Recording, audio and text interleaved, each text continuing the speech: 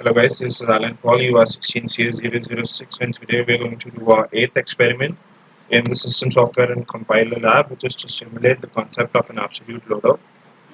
So what basically is what absolute loader basically is, it is a simple loader which performs loading process, and it doesn't need to perform loading and program reallocation. It doesn't actually need to perform loading and reallocation processes.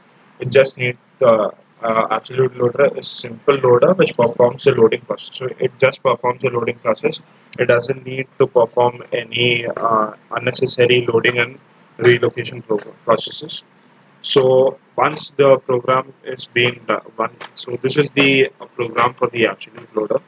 We have the Java files, and then we have a class called absolute. We have the absolute class in which we have string elements which are s, program underscore name, object underscore name, and start dr. Then we are initializing long character d as to 0.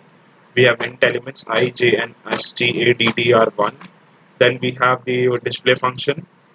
Here we have the try and catch method. For try we have buffer. We'll just create a buffered reader br is equal buffered reader br is equal to new buffered reader, that is new input stream reader. We'll try to read a file. So system will ask user to enter the program name, and program name will read using the br.readline. We'll use a buffered reader to read the program name.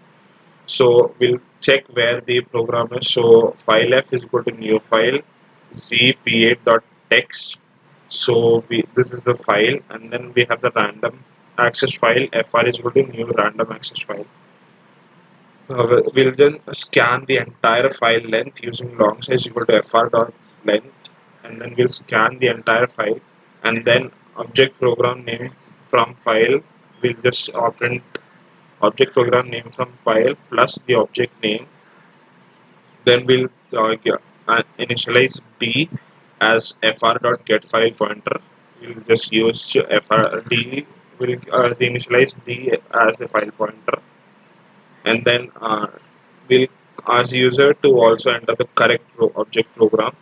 So like uh, then we have the catch exception e, and then public class main and the display function here absolute a is equal to new absolute, and then a dot absolute display, that is then we'll display. So here in the command prompt we can see if we have created this file or not. So we'll just go to the command prompt, and to go to the command prompt we'll enter start z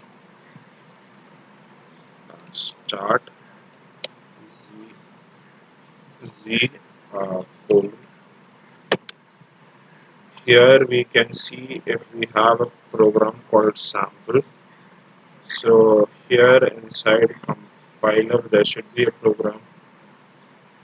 Inside compile, com we should have a program somewhere here which is called sample. Not sample, we have p8.